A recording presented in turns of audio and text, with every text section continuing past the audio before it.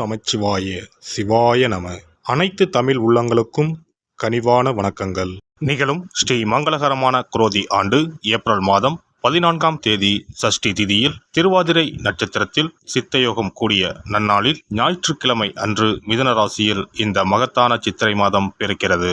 இம்மாதம் கிரகநிலை என எடுத்துக்கொண்டால் மேசத்தில் சூரிய பகவானும் குரு பகவானும், கன்னியில் கேதுவும், கும்பத்தில் செவ்வாய் சனியும், மீனத்தில் 3 கிரகங்கள் அதாவது சுக்கிரன், புதன் மற்றும் ராகு பகவான் உள்ளனர். இம்மாத கிரக பெயர்ச்சி என எடுத்துக்கொண்டால் 22/4/2024 செவ்வாய் பகவான் கும்பத்தில் இருந்து மீனராசிக்கு இடப்பெயர்ச்சி அடைகிறார். 25/4/2024 சுக்கிர பகவான் மீனராசியில் இருந்து மேசராசிக்கு மாறுகிறார். 6/5/2024 அன்று புதன் பகவான் மீனராசியில் இருந்து மேசத்திற்கு இடப்பெயர்ச்சி அடைகிறார். 1/5/2024 அன்று குரு பகவான் மேசத்தில் இருந்து ரிஷபராசிக்கு மாறுகிறார். இம்மாத வாஸ்து நாள் சித்ரா பௌர்ணமியுடன் இணைந்து வருகிறது.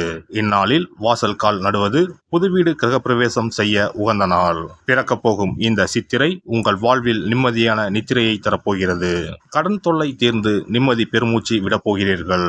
இனிமையும் கசப்பும் கலந்த மாதமாக இருந்தாலும் நன்மையே அதிக அளவில் நடைபெற வாய்ப்புள்ளது. இனி 12 ராசிகளில் உங்கள் ராசிக்கான பலன் என்ன என்பதனை பற்றி காண்போம். எந்த ஒரு விஷயத்தையும் தள்ளி போடாமல் உடனே முடிவு காண துடிக்கும் குணமுடைய மீனராசி அன்பர்களே, இந்த மாதம் தெளிவான சிந்தனை தோன்றும். எந்த காரியத்தையும் செய்யும் முன் ஆலோசனை செய்து அதில் ஈடுபட்டு வெற்றி காண்பீர்கள். சாமர்த்தியமான உங்களது செயலை கண்டு மற்றவர்கள் ஆச்சரியப்படுவார்கள். முக்கிய நபர்கள், அந்தஸ்தில் உயர்ந்தவர்கள் நட்புகள் கிடைக்கும். அதனால் கௌரவமும் அதிகரிக்கும். புதிய தொடர்புகள் மகிழ்ச்சி தரும். தொழில் வியாபாரம் தொடர்பாக புதிய நபர்களின் அறிமுகம் உண்டாகும். அதனால் நன்மைகள் உண்டாகும். உங்களின் கீழ் பணியாற்றுபவர்கள் சிறப்பாக பணிபுரிந்து உங்கள் நிலையை உயரச் செய்வார்கள். உத்தியோகத்தில் இருப்பவர்கள் புதிய பொறுப்புகளை கிடைக்கப் பெறுவார்கள். சக பணியாளர்கள் மூலம் நன்மைகள் உண்டாகும். அலுவலகம் மூலம் வாகனம் கிடைக்கலாம். என்றோ செய்த ஒரு வேலைக்கு இப்போது பாராட்டும் கிடைக்கலாம். திருமணம் தொடர்பான பேச்சுவார்த்தை சாதகமாக முடியும். குடும்பத்தில் உள்ளவர்களால் வருமானம் கிடைக்கும். கணவன் மனைவிக்கு இடையே மனம் விட்டு பேசி எடுக்கும் முடிவுகள் குடும்பம் முன்னேற்றம் அடைய உதவும். பிள்ளைகளின் நலனில் அக்கறை காட்டுவீர்கள். பெண்களுக்கு தொலைதூர தகவல்கள் மன மகிழ்ச்சியை தருவதாக இருக்கும். பயணங்களால் சாதகமான பலன் கிடைக்கும். திருமணம் சம்பந்தமான முயற்சிகளில் வெற்றிகள் கிடைக்கும். கலைத்துறையினருக்கு கண் சம்பந்தமான நோய்கள் ஏற்படலாம். வேலை தவறி உணவு உண்ணும்படி நேரலாம்.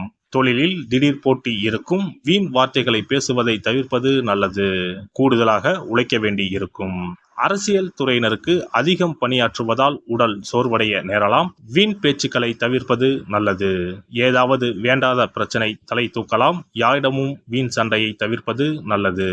மாணவர்களுக்கு கல்வி தொடர்பான விஷயங்கள் சாதகமாக முடியும். திறமைகள் வெளிப்படும். நட்சத்திர பலன்கள். போராட்டாதி நட்சத்திரம். இந்த மாதம் பணப்புழக்கம் அதிகரிக்கும். எடுத்த காரியம் அனைத்தும் வெற்றிகரமாக முடியும். மதிப்பு மரியாதை சிறப்படையும். செல்வாக்கு ஓங்கும். குடும்பத்தில் குதூகலம் ஏற்படும். தம்பதிகளிடையே அன்பு மேலோங்கும். பிரிந்த குடும்பம் ஒன்று சேரும். உத்திரட்டாதி நட்சத்திரம். இந்த மாதம் பொதுவாக நற்பலன்கள் கூடுதலாக கிடைக்கும். எதிலும் சிறிதளவு ஆதாயம் ஏற்படும். முன்விரோதம் காரணமாக சில சங்கடங்கள் உருவாகலாம். என்றாலும் அவற்றை சமாளிக்கும் வழிகள் உங்களுக்கு புலப்படும். இயந்திரங்களை உபயோகிக்கும் போது பணியாளர்கள் எச்சரிக்கையுடன் இருப்பது அவசியம். தெய்வ பணி, தர்ம பணி போன்ற நற்காரியங்களில் ஈடுபடவும் வாய்ப்புகள் உண்டு. ரேவதி நட்சத்திரம். இந்த மாதம் தொழிலில் சிக்கல்கள் உருவாகாது என்றாலும் சிற்சில வாக்குவாதங்கள் இருக்கும். எதிலும் அளவோடு ஈடுபட்டு வந்தால் தொல்லைகள் இருக்காது. அடுத்தவர்களுடைய விவகாரங்களில் வீணாக தலையிட வேண்டாம். பகைவர்கள் பணிந்து போகவும் வாய்ப்புகள் உண்டு. வியாழக்கிழமையில் குரு பகவானுக்கு நெய் தீபம் ஏற்றி அர்ச்சனை செய்து 9 ஏழைகளுக்கு தயிர் சாதம் அன்னதானமாக வழங்க செல்வம் சேரும். செயல்திறன் கூடும். எதிர்பார்த்த காரிய வெற்றி உண்டாகும். சிறப்பு பரிகாரம். சித்ரா பௌர்ணமி அன்று செய்ய வேண்டிய வழிபாடு மற்றும் அதனால் ஏற்படும் பலன் என்ன என்பதனை பற்றி காண்போம். தமிழ் மாதங்களின் முதல் மாதம் சித்திரை மாதம். சித்திரை மாதம் பிறந்தாலே பல பண்டிகைகள் வரிசையாக வரும். அவற்றுள் ஒன்று சித்ரா பௌர்ணமி ஆகும். பௌர்ணமி என்றால் முழு நிலவு நாள், முழுமை பெற்ற நாள். ஒவ்வொரு மாதமும் பௌர்ணமி வரும் என்றாலும் சித்திரை மாதம் வரும் பௌர்ணமி சிறப்பு வாய்ந்தது. அன்றுதான் சித்ரா பௌர்ணமி என்று நாம் கொண்டாடுகிறோம். சித்ரா பௌர்ணமி அன்று சித்திரகுப்தன் வழிபாடு செய்வது மிகவும் சிறந்தது. சித்திரகுப்தன் யமதர்ம ராஜனின் கணக்காளர் ஆவார். அவர் நமது பாவ புண்ணிய கணக்குகளை ஏட்டில் எழுதி நாம் இறக்கும் தருவாயில் யமதர்மனிடம் அறிவிப்பார். வானவில்லான அவரது தாயின் பல வண்ணங்களை உணர்த்தும் பொருட்டுத்தான் சித்திரகுப்தருக்கு பல வண்ண துணியை சாத்துவார்கள். சித்திரகுப்தன் கேது என்ற கிரகத்திற்கு உரிய கடவுள். அவருக்கு கொல்லினால் செய்யப்பட்ட வடை அல்லது சுண்டல் படைக்க வேண்டும். மலர்களால் அர்ச்சனை செய்து வழிபட வேண்டும். சித்ரா பௌர்ணமி அன்று சித்திரகுப்தனை வழிபடுவதன் மூலம் நமது எண்ணங்கள் தூய்மை அடையும். நாம் பாவ செயல்களை செய்யாமல் புண்ணிய செயல்களை செய்யும் வகையில் நமது எண்ண ஓட்டங்கள் தூய்மை அடையும். பாவம் மற்றும் புண்ணியம் செய்ய தூண்டுவது மனம். மனதை செம்மைப்படுத்தி புண்ணிய வழியில் மனதை செலுத்தும் வழியை சித்திரகுப்தன் நமக்கு அருள்வார். அதன் மூலம் செம்மையான வாழ்வு கிட்டும், செல்வ வளங்களும் பெருகும்.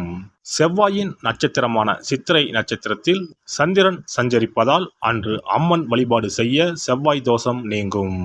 அன்றைய தினம் தாய் கிரகம் சந்திரன் அதிபலம் பெறும் நாள். இந்த நாள் பெண்கள் தாயையும் தாய் வம்சத்திற்கு செய்ய வேண்டிய ஆகம கடமைகளையும் செய்ய வேண்டிய நாள். மாங்கல்யம் வளம் பெறும் நாள். சித்ரா பௌர்ணமி அன்று வீட்டை சுத்தம் செய்து பூஜை அறையில் விநாயகர் படத்தை வைத்து அரிசி மாவால் சித்திரகுப்தன் படம் வரைந்து கையில் ஏடும் எழுத்தாணியும் வரைய வேண்டும். சித்திரகுப்தா என்று சொல்லிக் கொண்டு இருக்க வேண்டும். அன்று உப்பில்லாத உணவுகளையே உண்ண வேண்டும். மாலையில் பௌர்ணமி தினம் உதயமானதும் சித்திரகுப்தனுக்கு பூஜை செய்ய வேண்டும். தலைவாழை இலையில் சர்க்கரை பொங்கல் அல்லது வெண்பொங்கலை படைக்க வேண்டும். பயிற்றம் பருப்பு எருமை பாலும் சேர்த்து பாயாசம் செய்து நிவேதனம் செய்யலாம். சித்திரகுப்த விரத முறையில் மக்கள் உப்பு, பால் மற்றும் பால் சார்ந்த பொருட்களை தவிர்க்கின்றனர். காரணம், காமதேனுவிடமிருந்து சித்திரகுப்தம் தோன்றியதால் பால் மற்றும் பால் சார்ந்த பொருட்கள் தவிர்க்கப்படுகின்றன. படையலுடன் எல்லா காய்கறிகளும் சேர்த்து கூட்டு நிவேதனம் படைக்க வேண்டும். தொடர்ந்து தீபாராதனை காட்டி ஏழைகளுக்கு முடிந்த அளவு தானம் கொடுக்க வேண்டும்.